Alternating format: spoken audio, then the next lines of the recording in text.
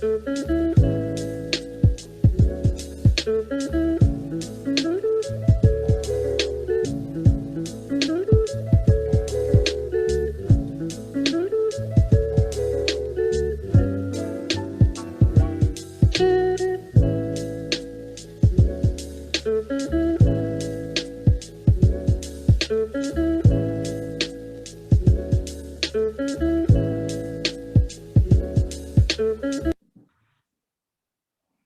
afternoon.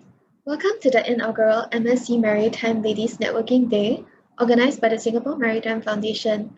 My name is Justine from the Maritime Singapore Connect office, and I will be your host for today. This is MSC's first career outreach event of the year, and we are thankful for your support. We hope that this networking session will be useful for students and job seekers who are keen to hear first-hand stories of working experiences in the dynamic shipping industry, gaining practical career tips from the female maritime professionals who we have invited today. Before we dive into the program, here are a few housekeeping rules to take note of. The MSC Maritime Ladies Networking Day will take place at 3 p.m. to 4:30 p.m. Do note that this session will be recorded. All participants will be muted to enable the speakers to share without background noise. You are encouraged to keep your cameras on for deeper engagement, and we will attempt to answer every relevant question live or in writing. If we do not manage to answer your question during this session, please feel free to write to us at msc@sgmf.com.sg. Okay, speaking of recording, we love to keep photo records of our events for memory's sake. In line with the International Women's Day theme, Choose to Challenge, where we commit to forge a more inclusive world, we would like to invite you to turn on your videos for a group photo. Together, let's raise our hands in support for this.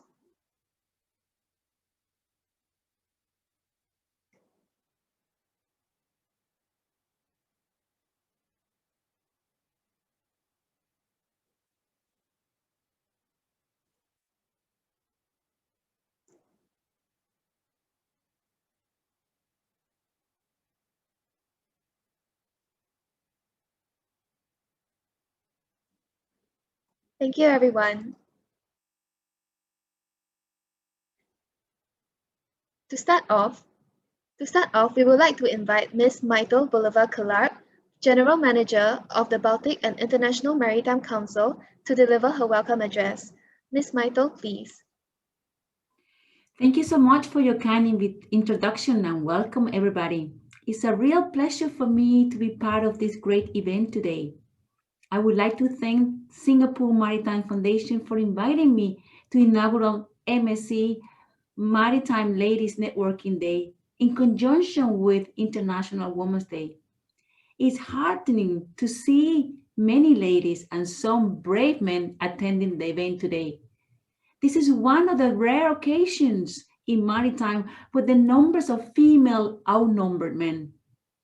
This event is timely as the 2021 has been declared as the Year of Celebrating Women by the Minister for Social and Family Development, Mr. Magasos Zulkifli. The objective is to celebrate women's progress and potential in the workforce, not forgetting the men who have helped to debunk stereotypes and play an active role in supporting and lifting women. Traditionally, the maritime industry is considered to be male-dominated. According to the data gathered by Spinnaker's Maritime HR Association, it was found that women occupy 5% of the maritime leadership roles. While the statistics show that the industry remains predominantly men, more females are coming on board. Gender diverse teams at the workplaces are seen to be more productive, have better job satisfactions, employee engagement, and higher retention. Research also shows that companies with higher percent of women in senior management positions significantly outperform those that do not. And that leads me to my second point, challenges and opportunities for women in maritime. While there have been many benefits of having a gender diverse force, we should not overlook the challenges faced by working women. These include fewer opportunities for women to hold leadership roles as compared to their male counterparts, having to navigate to exceed expectations to perform well both in the workplace and family. However, we have also been inspired by a few great women in our life whose strengths and courage have uplifted us and support us in tough times. Being in Singapore, I'm sure you will agree with me that Mrs. Kwa Lee Hun, Chief Executive of MPA, and Ms. Benti Tan, Executive Director of SMF, are two role models inspiring young women in the industry. So wherever you are, a student, fresh graduated, mid-career switcher, exploring your opportunities regardless of your gender, you can be sure that the maritime industry has many exciting career paths to offer. As contributing for women to become more prominent, the maritime industry is accelerating diversity and inclusion programs to address gender imbalance and embrace the under-tapped pool of talents. Various trends in shipping and maritime industry today, including digitalization and innovation, have welcomed startups and accelerators, creating a unique opportunity for women in shipping. An example that I would like to share with you is Grace Chia, CEO and co-founder of the Singapore maritime tech startup BX. She led her team to win the top prize at the last year's Smart Port Challenges organized by Pier 71. She presented solutions on autonomous underwater robots that significantly enhance efficiency and safety of vessel inspections. So now moving on to our event today, Maritime Ladies Networking Day. Today we have an exciting program lined up for you. In his keynote address, Mr. Pillai will share with us the innovative ideas that the maritime organization can adopt to support and create a more gender inclusive environment. We will also hear from a panel of female maritime professionals across the industry about their experiences, how they have defied gender stereotypes, and the opportunities available in the industry. At the virtual networking session, you will get the chance to ask them any question you might have. Concluding, to the participating companies, Asia Legal LSC, CMA CGM Group, Eastern Pacific Shipping, Hafnia, the Maritime Port Authorities of Singapore, and Vista, thank you so much for your support and for inspiring the next generation of talents. As the Maritime Singapore continues in its journey towards a more gender inclusive environment, I'm looking forward to seeing more of you to join our growing maritime community. I hope that the two-day session will be an insightful one. Thank you and all the best. Over to you. Thank you, Ms. Maite. Thank you, Ms. Maite. Next, we would like to invite you with a glimpse into some of the innovative solutions in attracting and retaining female talents in the maritime industry. We are pleased to invite Mr. Shanker Pillai, Head of Innovation and Change at Hafnia, to deliver his keynote presentation. Mr. Shanker, please. Thank you, Jason. And very good afternoon to all of you. And thank you so much for having me in this program as well. It's really an honor to be here. Before I kick off, I just wanted to give everyone a bit of a context about what I do in Hafnia. I'm the head of innovation and digital there in Hafnia. What it actually means is that I apply the tools of innovation and use digital technologies to solve certain challenges within the organization. So these challenges could be anything. It could be around, having a better profitable business. It could be around having your vessels to be more efficient. It could be related to sustainability, or it could be related to any topic in particular. Now, I wanted to show you a bit of an exercise that we did last year. And one of the things that I wanted to do when I joined the Hafnia last year was to kind of look at what are some of the challenges faced by women in maritime. And because diversity is a big, important topic for Hafnia, we wanted to sort of see if there's anything that we can do in this context. If you could just go to the next slide, I just wanted to highlight where we started. So we started off with actually doing a survey with close to 200 participants across the maritime industry, both male and female. We wanted to get a list of what are some of the biggest challenges that they face currently in maritime. And I think Maite kind of pointed out a couple of these already, but number one is obviously, how do we even attract more talent to actually join maritime? You have this traditional, connotation that it's a very traditional male-oriented industry, right? Second is, how do we actually create conditions which enable women to actually move into more, senior roles? And the last one is, how do you actually even create a better work-life balance for people? And I'm not saying these are the only sort of issues that women face in the industry, but these three, regardless of who we asked, came as the top 3 priority issues. And if you just go to the next slide, I can sort of give you a glimpse of what were some of the key questions that we asked in the survey and what some of the results were. Now, if you look at the top left-hand side, we asked a lot of people, how well is your organization attracting more women? And for those of you who are not familiar with Danish, excuse me for that, but what that actually means is average is 3.3. And on the right side, you can actually see how well is your organization encouraging more women to take up roles, which are usually male dominant. Again, a 3.1. So really an average if you look at it across the industry. And then it becomes a little bit more interesting. And I think Maite pointed out some of this before. If you look at the bottom half on the left side, what percentage of top management is comprised of women? And remember, this is not a survey where we are asking the individual companies. This is where people are giving us the answers. So it's actually a lot more accurate. It's less than 10%, as you can already see here. And then there are troubling issues here as well, right? So if you look on the right side, have you experienced that one of your female colleagues were not taken seriously at work because of their gender? A lot of people are saying that sometimes they are. And this is troubling news for us. And we did not want to just look at this data at Hafnia and say that, okay, you know what? Let's give this data to someone else and figure it out. We wanted to do something about it, and we wanted to use the tools of innovation and digital technologies to come up with new solutions to actually address some of these challenges. So what did we do? If you could just go to the next slide. We started off with actually inviting ideas from pretty much anybody in the maritime industry on how can you actually solve these particular problems, namely the 3 problems that I showed on the first slide. The only conditions that we had is that any idea that you submit in terms of solving this problem need to have a digital focus.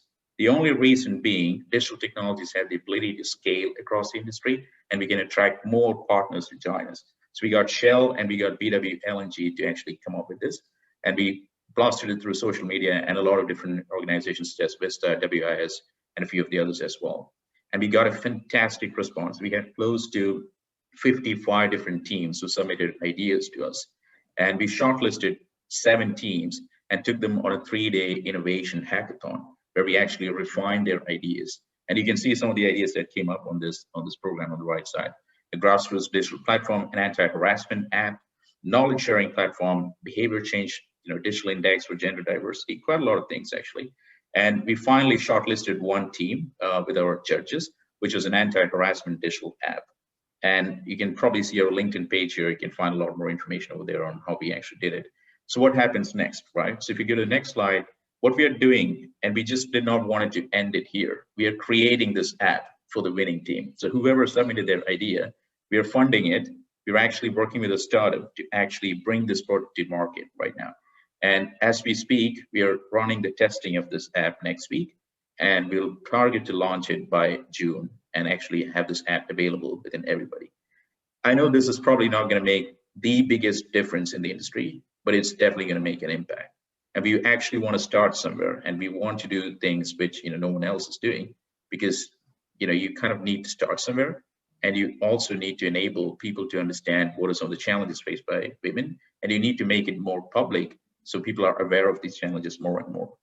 And that's sort of what we are doing at Hafnia. I'll be more than happy to talk about this with you guys and anyone else who has questions about it. But in the interest of time, I'll just stop here for now. Thank you so much. Thank you, Mr. Shanker. Now we know that women play a crucial role in the maritime industry, but what are some of the challenges that they face in the workplace, and exactly what career opportunities are there for these women?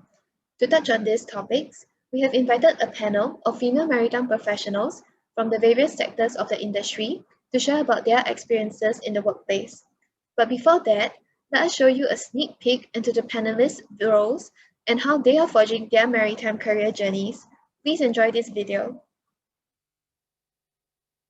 The general impression is that the maritime industry is male-dominated because historically that was the case. However, the last 20 years have seen an increasing number of women joining the industry. Being ambitious and capable is not unfeminine. That being determined and strong-minded and decisive is not unladylike. Hi, my name is Magdalene Chew. I'm one of the founding directors of Asia Legal LLC, a Singapore law firm. I'm also the current president of WISTA, the Women's International Shipping and Trading Association. As a director of Asia Legal, my typical work day consists of juggling clients' expectations, meetings with clients, discussions with my work colleagues, preparation for court hearings, some office management or administrative work, and business development for the law firm as well. Hello, my name is Atusa. I'm the Assistant Manager of the Insurance and Claims team at Eastern Pacific Shipping. I spend most of my day working on my existing caseload, trying to reach the best possible resolution, whether that's through amicable negotiations or arbitration proceedings. Hi, I'm Brenda Teo, an engineer in the Maritime and Port Authority of Singapore. As an engineer, I work with the team to supervise the construction of Tuas Terminal Phase 1. We have to ensure the work quality and the various phases of land reclamation works are achieved according to contract specifications and schedule. Hello, my name is Shahira and I'm a customer service executive at CMA CGM. Usually, I liaise with customers to ensure that they are receiving timely updates of their shipment. A huge part of my role requires me to network with people, which I really enjoy thoroughly. In the legal industry, women are fairly well represented when it comes to maritime transactional work, but less so when it comes to disputes work. I would like to create an environment where women are supported, empowered, and given equal opportunities to develop their careers across all sectors of the industry. For anyone and everyone to join the industry, as long as they have the passion, it would be great to see more females in the maritime industry. I hope that the maritime industry will be more diverse in terms of gender and nationality, creating equal opportunities for all.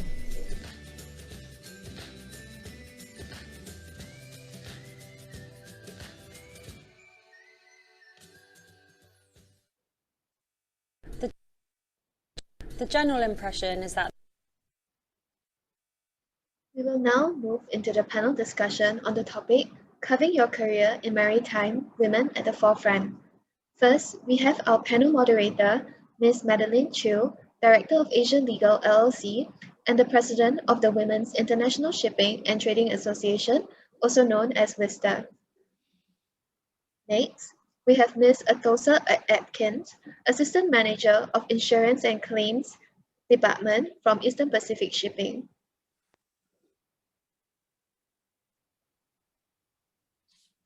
We also have Ms. Brenda Teo, an engineer from the Tuas Port Reclamation Department from the Maritime Port and Authority of Singapore.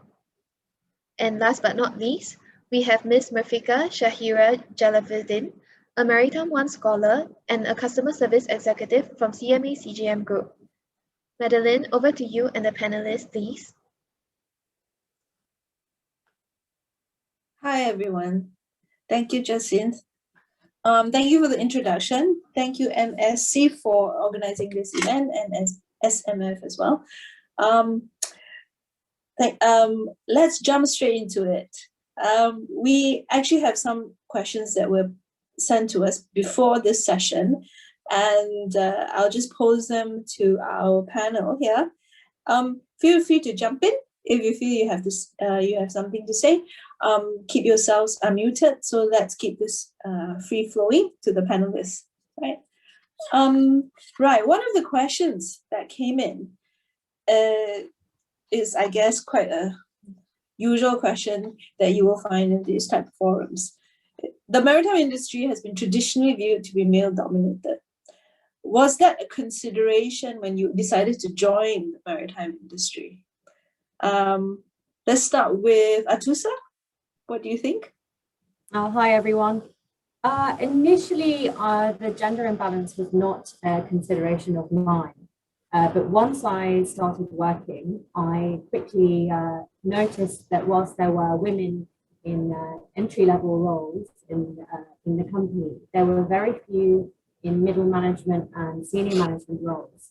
So this became sort of quickly daunting for me, but I didn't let that stand in my way.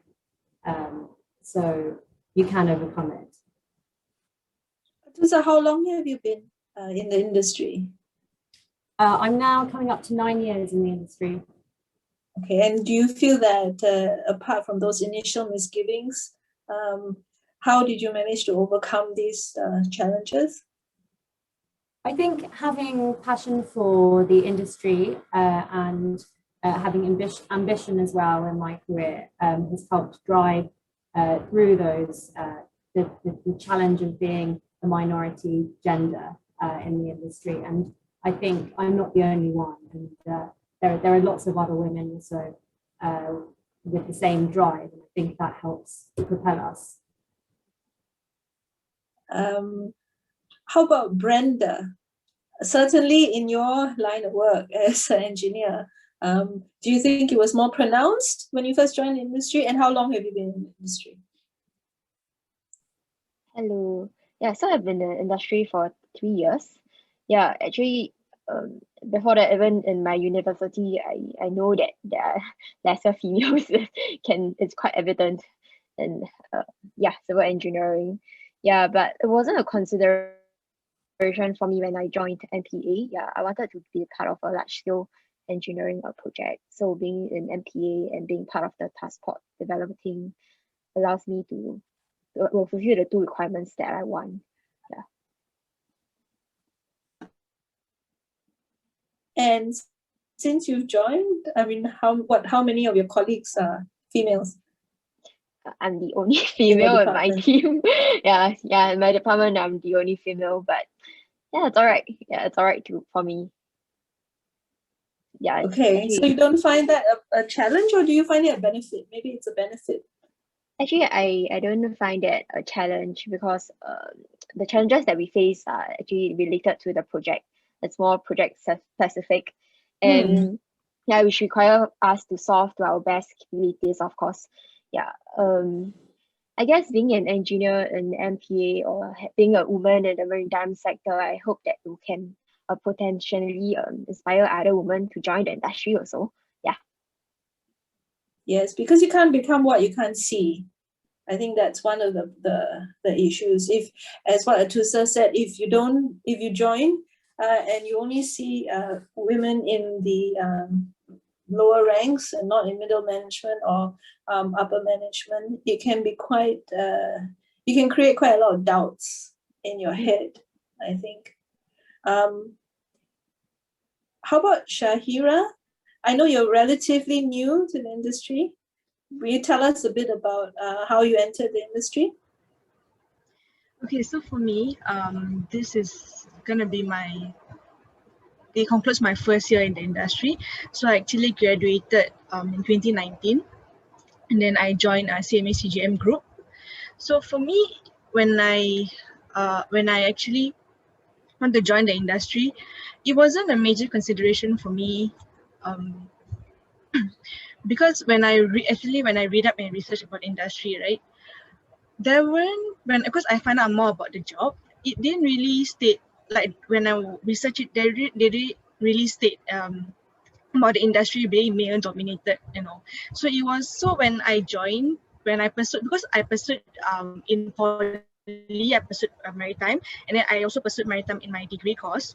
So all along, I was just keen on the job. So point about it being a male dominated didn't actually hinder me in any sense.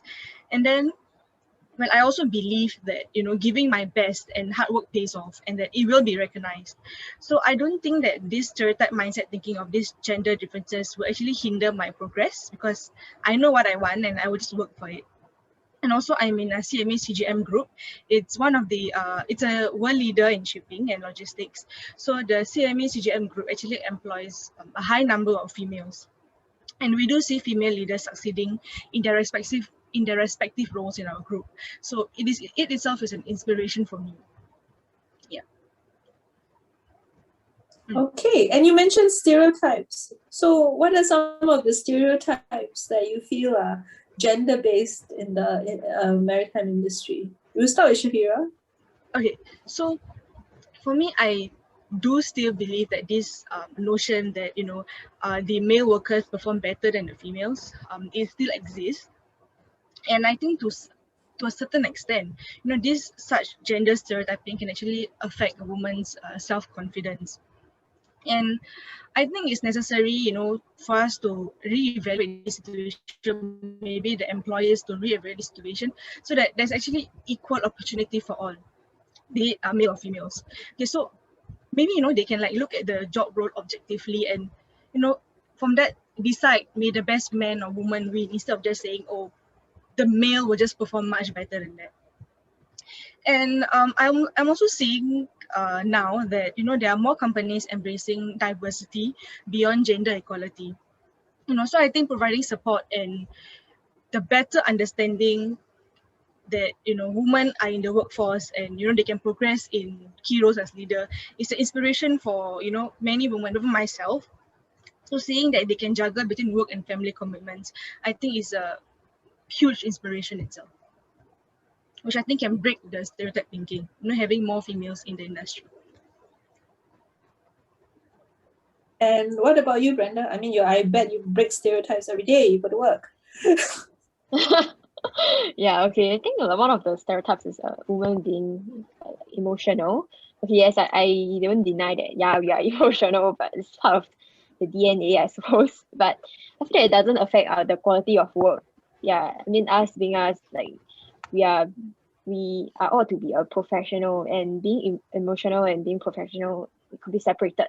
And I'm sure that all women will treat their work professionally and not affect the work quality.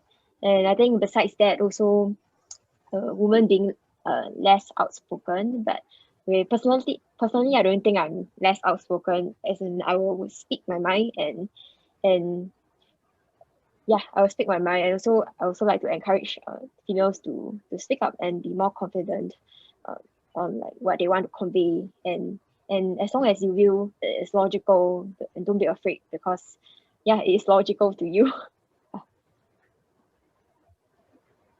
And Atusa, do you want to say anything about stereotypes you've encountered in your 9 years? Well, yes. I mean, touching on what Brenda just said, for example, with the women being perhaps considered to be emotional. Of course, women can be just as professional as men, but linking to being more emotional, as women have more empathy, this brings diversity to teams, and it's not necessarily a bad thing. So the differences that women have with men is not something to necessarily play down or ignore. It brings diversity, it brings a different perspective to teamwork and to addressing your role, and I think ultimately it's better for the organization as a whole. Yes, so it can be everyone brings a unique traits or unique gifts or unique beliefs to the table, and that is the essence of diversity, I believe, whether it's gender diversity or cultural diversity or, you know, different nationalities working together. So stereotypes need not be negative. I suppose that's in a way what you're saying as well, Atusa. Yes. How would you ladies recommend that the marine industry can promote women in the workplace to encourage or to ensure that the next generation doesn't face these challenges or stereotypes? I think the new Vice President of the United States, if I recall, there was a quote from her.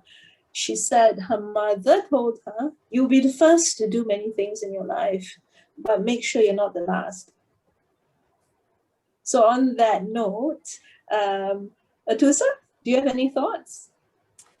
Well, I think a recommendation I would give to women in the maritime industry would be to have self-awareness, be aware of your strengths and your weaknesses. And if you can work on your weaknesses, great. And if you can't, that's fine. Nobody is perfect. But also be aware of your values. And when you're looking for a role or a company to join, find one that has values that align with yours. For example, what drew me to working at Eastern Pacific Shipping is their dedication to environmental sustainability and seafarer welfare, and to be part of an organization that shares my values and is progressive and innovative only helps further my own career. So that would be my recommendation. Find out what your values are and know your strengths and your weaknesses and work with them. How about you, Brenda? Anything to add? I think for me, it's starting from young, from education. Actually, more opportunities, which I think that this session is quite good, that more opportunities can be given to undergraduates to talk to women, working professionals, to understand about the whole maritime, or even like why is it in real life, and how is it, to talk to them personally. So the networking session, I think it's good to start from young and from undergraduates, like when they are ready to look for a job. It's a good opportunity. I think another stereotype or misconception that some women I've encountered have is that they don't have to network. Networking's not important for them. Hard work. You work very hard. You put your head down. You do your work very well, and inevitably, you will be recognized, and inevitably you will be rewarded. My personal opinion is that it's not that inevitable. I think networking is as important for women as it is for men. But you don't have to network in the same way as your male colleagues. There's no one-size-fits-all networking template. So, for example, Vista started as a networking platform in Europe in 1974, I think, 1974, because a group of lady brokers in Europe were left out of the Christmas lunch, all boys Christmas lunch, so they started a network, and it's now spread to 54 countries. Singapore was the first Asian chapter, and it's essentially a networking organization open to women in the maritime and trading industry. So that's one misconception. I personally have felt like women do not have time to network. Also, they do not have time because they don't put it as a priority, because they don't see it as a priority. Any thoughts on that, Shahira? Just to kind of like Atusa said, it was from the values and choosing the right company that suits you. And then Brenda mentioned about education. And then, so for me, say you mentioned about network itself. So for me, it's more like if within the company itself, like for me, I would feel that, mentorship would be very helpful, like be it from your leaders, be it the male or females itself. Because this mentorship, right, will allow the female employees, it would actually help them at the different career stages. It would be enlightening to learn from these leaders, about their journeys, their perspectives, how they overcome these challenges to succeed. So this, I think, crucial for us, to have the inspiration, these leaders to look up to, actually inspire like us, younger generation, and show, like, hey, nothing is impossible. If we can do it, why can't you? So that is my take on, like, the recommendation wise to have this mentorship program within the company, to help one another. Do you think this mentorship should be, gender should play a decision on whether your mentor should be of the same gender, or do you think it doesn't matter and it's equally applicable to whether you're male or female in industry? For me, I think it would be, I don't think there will be a big impact, be it you're female or male, because I think like the journey itself and the perspective, like how they overcome challenges, you can still apply it. You don't have to follow what they do, but just have the advice and the experience to share with you, so like, oh, this kind of thing, like maybe it's something what they do you didn't know that you can actually do it. So it provides more of another point of view. It doesn't mean you have to follow their footsteps. It's more of like you learning and knowing what is there. So for me, I don't think it matters, be it male or female. It's all about you wanting to be inspired and grow and then just rise up. Yes. So one of the questions asked was what can be done to better attract and retain female talent in the industry. And I think, mentorship programs is often mentioned. Tusa, what do you think about that? I would fully agree. I mean, from my personal experience, having a mentor has been really key to my progression. And my mentor is male. It happened organically. There was no program to speak of. But I think my mentor sort of saw my interest in the industry and my drive to progress. And thankfully, gave me someone was inspiring to me and taught me a lot. And I think that is really key, because it gives you confidence that you can also progress. And you learn a lot that you wouldn't learn naturally just by working or reading or attending a course, for example. There's a lot. I think the confidence is the big thing that mentorship gives you. Any thoughts, Brenda, on mentorship or any other thing that you think would help attract female talents into the industry? Like, so you won't be the only lady in your team. That's fine. But yeah, I agree with what they have said. I think besides that, I think we have to understand what, in general, interest plays a part, and besides that, career opportunities and of course work-life balance, and there are a lot of other factors to attract and retain, actually not only female, even male talents and maritime. So I think to better understand all these factors before we can implement more policies. So as you all said, mentorship is one of them. So yeah, I think mentorship is one, and also the work environment, the work culture. I think if you do enter any industry and immediately you're one of the odd ones out, it can be, to use Atusa's word right at the beginning, very daunting.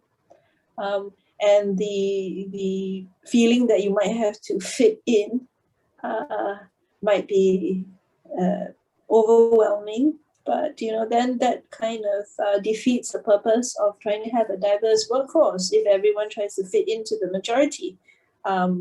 So I guess to encourage, not just encourage and attract female talents, but encourage them to hang on to what's unique about them, even after they join the industry, to make them aware that their views, even though it may be a bit different or have come from a different perspective, are important and should be voiced out. I think that's one problem. Encouraging the ladies to voice out their views when they are in a boardroom of 15 men, just one lady. So it's daunting, but I think the leadership plays a big part in making everyone feel that their voices will be heard, even if the ideas are not adopted. It's better to have more ideas than less. Also, Some of the questions asked were, are there any specific skills or knowledge that job seekers should acquire prior to joining the maritime industry? For this one, Shahira, I understand you're a Maritime 1 scholar. Would you like to share a little bit about that experience and what you feel, other interested students at this webinar might want to know? Okay, so for me, right, I became a scholar. I was given the scholarship for my university days. So it was definitely a challenge to be selected as a scholar. There were many applicants, and I'm thankful for the opportunity. So I was one of the 3 female scholars out of a group of 5 scholars in my batch who received funding from a Singapore Maritime Academy, SMA, for our degree education at University of Plymouth in the UK. So being a Maritime 1 scholar has actually provided me with an existing framework of support and network, to give me a good start ahead in the industry. So this organization that conducts these scholarship events, the SMF, Singapore Maritime Foundation, they have also regular bonding events, to bring together scholars from different batch of years, so that we can stay connected and engage with one another. At the same time, they will also call professionals from the industry to join us occasionally to share their experiences, their knowledge and advices to us. So the Maritime 1 is actually a very big family, and I'm very proud to be part of it. Okay, so also the friendships formed during this journey is, definitely a plus. It helped me learn and develop further and prepared me for the industry. And I think without the scholarship itself, right, I could possibly still be searching for my career passion. So for me, one skill or knowledge, right, that I think we should acquire is that, have the positive attitude or the passion to learn. So because if you want to learn, it shows that you are keen in doing or learning to do the work. And I think it's very just that point of you wanting to learn, because when you want to learn, it shows, it just shows that you are keen to learn. So it kind of shows that you're interested in the job itself. And then I also think that various jobs that you want to apply, they need to have like certain skills. Like for example, to be in customer care, you have to be service oriented, and then your attitude is also very important, because we deal with a lot of clients and we encounter different issues, and we have to come up with different solutions. So to be in this customer care role, we have to be like empathetic towards the situation. We have to help calm the customers down, if they are chasing us for the shipment and stuff, and we also have to provide them a good solution. So I think it also boils down to what kind of career you want to pursue itself. But I still think bottom line is that having the attitude to learn is very important. Yeah, I think it boils down to having a growth mindset throughout your career. That you are always a work in progress, even if you're 25 or 35 or 55, and there's no age at which learning stops. In my view, actually, you can learn from good bosses as well as bad bosses, because you can learn what to do and what not to do as well. Brenda, anything to add about any specific skills or knowledge? Your area is quite different from what Shahira does, so I think the audience will benefit from what you think. People who might be interested in what you do, what kind of education path they should take or career path. Okay, yeah, it's quite different. So actually, it really depends on what are they keen to learn and their interests. For me, I graduated from NTU in civil engineering, and that's why the land reclamation project now. So it really depends on the interest, and also as what Shahira had said, they need to value learning, and it's very important to have a good attitude. Yeah, I mean, for me personally, I also think that the spirit of excellence is very important, of doing the best. Although, I mean, sometimes your best might not be good enough, but you know that this is your best, and I mean, there's no regrets in the sense. Yeah, so specific skills and knowledge. Yeah, I mean, maritime offers quite a wide range of career opportunities. seafaring, marine and offshore engineering, then also the marine service sector. So as I said, it really depends on their interest and they can pursue accordingly. How about you, Atusa? Besides the hard law and legal knowledge, what other skills do you think you use in your daily work? The other skills I use is, I think, social skills are quite important in my role, and I'm sure in most roles. I make sure to get well acquainted with my colleagues across all departments, because the role I do requires significant interaction with colleagues in different teams. So I always make sure that I have developed a good rapport with as many people as possible. This also applies to the external stakeholders that I deal with, to develop good relationships with them. So I think it's a soft skill, but it's an incredibly important one. I mean, I agree. Soft skills are getting more and more important nowadays, because I think it is mostly assumed by your employers or future employers that you have the hard skills. And it's the soft skills that will differentiate you from the rest in your real working career. What other advice would you have for if someone is currently working in a non-marine role and might want to switch into a marine role? Shahira? For me, I don't think, like, if you want to transfer from a non-maritime to a maritime role, right? I think it's possible because, like, in terms of the learning, like, in terms of the learning itself, I think it's still okay if they want to join the industry, because it's not okay. So you don't actually have to start off with having a maritime education itself to actually pursue a maritime career. Like for me, right, for my case, for my job, right, I would say that it is actually manageable for someone without a maritime background to actually take on the customer service role. And because the process is clearly mapped out, it's all about learning about the industry, so you can better understand the customer's requests. However, I do think that maybe like other roles, like operations, then maybe they might have more to learn, because the job is more technical. There's a lot of maritime technical details involved. But whichever the case, I'm sure there is available support, to help these individuals to come into the maritime industry and integrate, just to adapt and just be in the maritime industry. Yeah.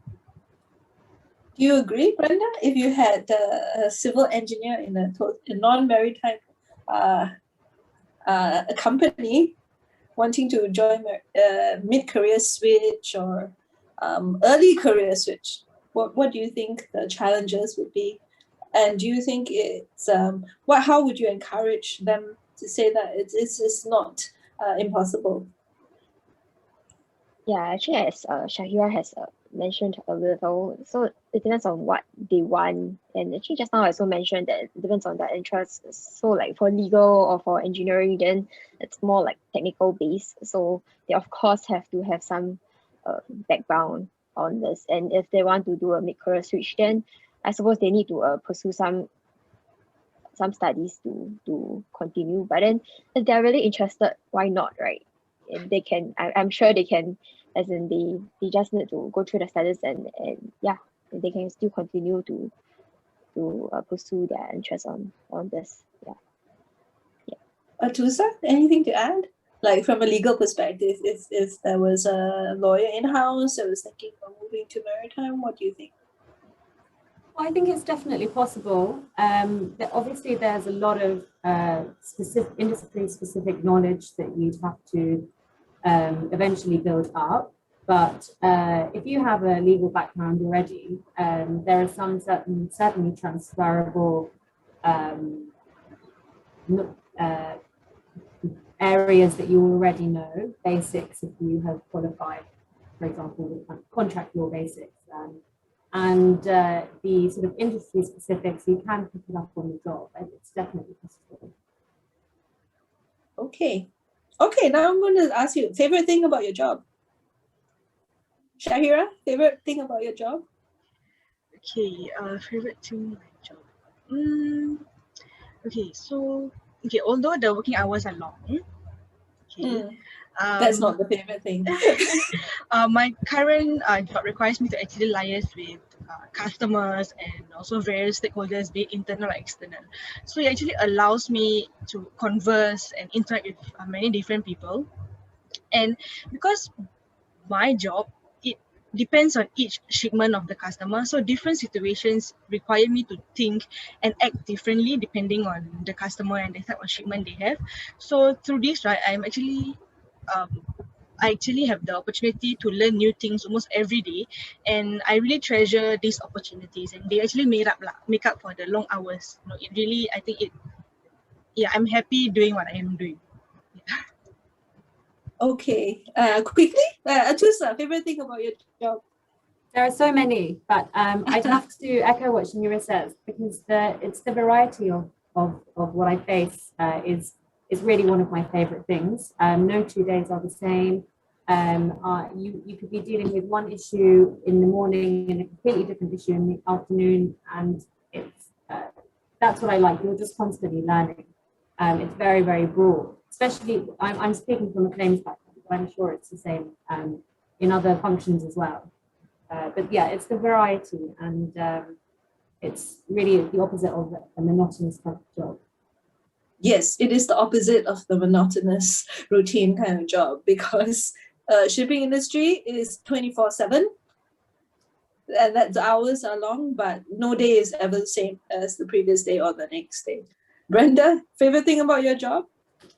Because I like to be outdoor. I play sports. So the first thing is that I get to be on site and not desk bound. I also get to see a huge vessels and equipment on site, and yeah, like see how they are actually functioning. It's like super huge right in front of your eyes. Yeah, so that's the favorite thing.